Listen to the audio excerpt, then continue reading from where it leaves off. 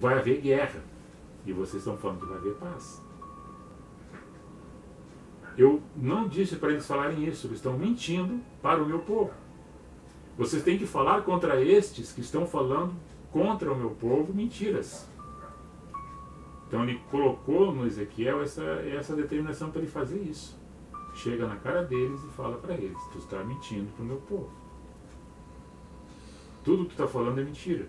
Então nós temos em Jeremias 23, nós temos aqui em Ezequiel, nessa parte 13, nós temos na Isaías falando, temos Jesus falando com os fariseus, nós temos Timóteo sendo recomendado por Paulo que apareceria falsos pastores, tem Jesus no capítulo 10 de João falando que existe uma diferença do lobo e do pastor e que ele é o verdadeiro pastor e que as pessoas escutam muitas vezes as vozes dos lobos.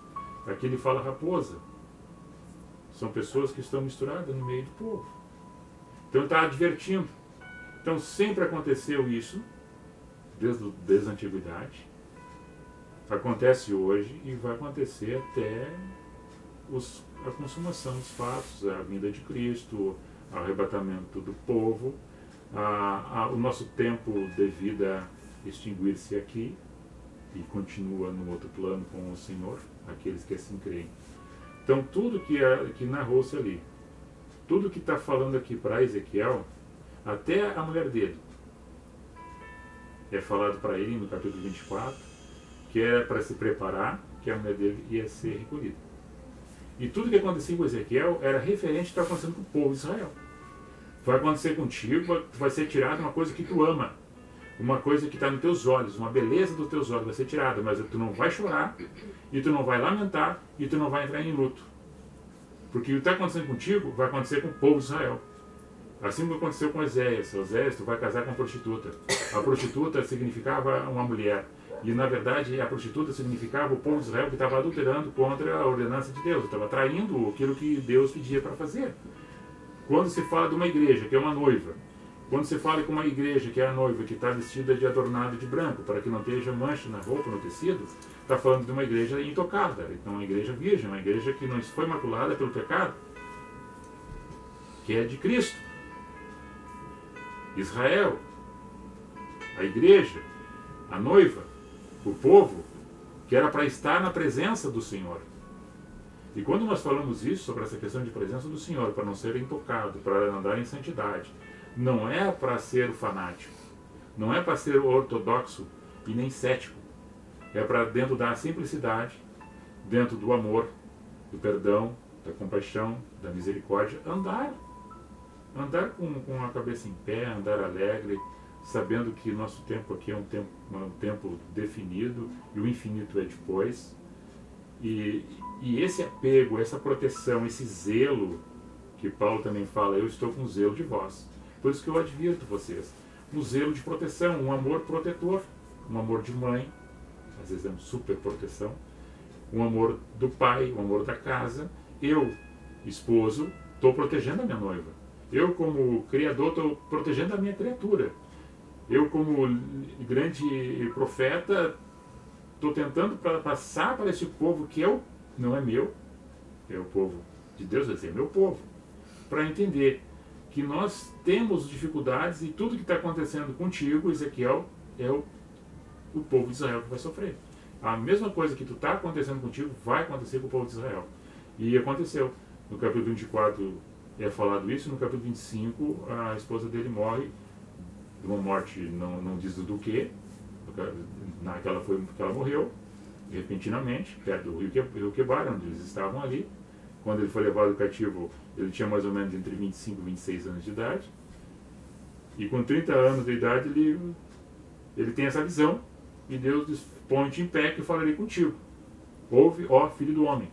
E aí ele começa a um ministério que tem aproximadamente 20 anos, mais ou menos 50 anos profetizando, dentro da Babilônia, entre o rio, no meio do rio, as margens do rio Quebar. Ali se montou um povoado, e ele fazendo o ministério a qual Deus tinha colocado no coração dele, ensinando de uma forma, como se fosse nós falar hoje, seria uma pregação, aí pregar, e evangelizar, e contar uma boa nova, e contar uma notícia boa, e às vezes não tão boa assim, mas uma história certa, um fato verdadeiro, que não adianta enganar. Quando se vai para um lugar, muitas vezes, aqueles que sabem que as pessoas, todos nós temos os problemas. E tem uma multidão de pessoas. Dificilmente, quando se lança uma palavra no meio de 50 pessoas, 2 ou 3 eu não vou pegar. 2 ou 3 eu vou pegar pela palavra. Mesmo que ela não seja verdadeira. No meu entendimento, eu estou falando alguma coisa para que pegue alguma coisa pelo sentimento de alguém naquilo que ela está passando. Mas que eu estou sendo? Eu estou sendo um adivinhador. Não estou usando um lado profético. E a pessoa que está ouvindo está me interpretando como profeta. E na verdade não sou. E quando eu faço isso, estou cativando pessoas e estou minando elas. E manipulando a vida delas. E aí eu estou fazendo uma clientela. Não estou fazendo um povo. E aí as pessoas ficam, não sabem mais para onde vão, porque daqui a pouco se decepcionam com aquele que estava chamando. Porque elas não entenderam a voz do verdadeiro pastor que chamava. Mas era um lobo que estava chamando. Então os falsos estão por aí, fazendo-se de pastor, fazendo-se de profeta. Quando é o ministério de um Cristo que aparece, e ele vem, manso, humilde, cheio de amor. Ele vem e aparece. Quando ele, nos primeiros toques, nos primeiros encontros que ele tem com as pessoas, ele sempre, as pessoas recebendo bênçãos, curas e milagres, ele sempre dizia: não conta para ninguém, vai em paz, a tua fé te salvou. Ele não queria estardalhaço, ele não queria holofote, ele não queria publicidade, ele não queria propaganda. Ele não chegava aqui: ei, está chegando um pentecostal. Nem Paulo, nem João, nem Tiago, nem Pedro, quando chegavam, pediam manifestação: ei, toca a trombeta, está chegando aí o cara. Eles eram procurados e perseguidos porque falavam a verdade. E o falar a verdade não é sair de bandeira ou de faixa na rua e ir contra um governo, contra um império. É praticando o amor na sua verdade, na sua sinceridade, que é a justiça em Deus. Pacificando as famílias, pacificando a nós mesmos. A história se repete. Com todos os profetas, ela se repete. Chegou-se no ministério deles por a forma de Deus apresentar-se ao povo na dureza do coração, da cerviz, no entendimento que eles tinham pequeno em relação ao divino. E nessa trajetória toda, aí nós vamos para frente. Quando todos esses morrem, e eles continuam cativos. Jeremias morre, Daniel morre, o Ezequiel morre, e eles continuam cativos. Como não se cumpriu a promessa? Mas os fatos aconteceram porque a promessa estava escrita, já estava anunciada. Aí no reinado de Beltesazar, aí nós temos o livro de Daniel, capítulo 5, que aparece um dedo escrevendo na parede: Mene, Mene, Pener, Tarsim, Parzim.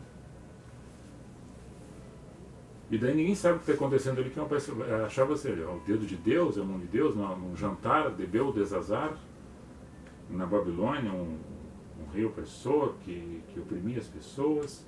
O povo judeu que estava cativo, estava sofrendo. Daniel e os seus amigos estavam no palácio. E aí tem uma interpretação que Daniel faz daquilo que está escrito. Era contra o reinado. Fala-se: quando o teu reino, o teu rei, ou tu rei, teu reino está acabando. Foi colocar na balança e foi achado em falta. Teu reino acabou e vai ser dividido em 2. No outro ano cumpre essa profecia, em 539. Ciro, que é o rei persa, há um decreto, liberta o povo judeu. Esse Beltesazar é morto.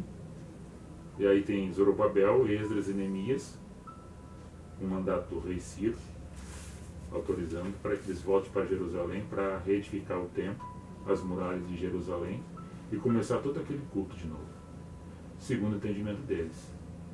O templo, os holocaustos, as orações, os sacerdotes de volta a Jerusalém.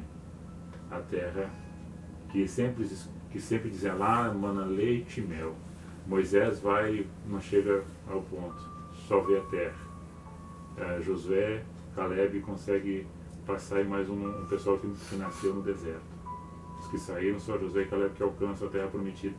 Então tudo isso são histórias, e sempre a manifestação de Deus no meio, as profecias se cumprindo, até que chegasse no momento de que chega o Messias, o enviado, para que terminasse toda aquela libação, toda aquela oferta de manjares,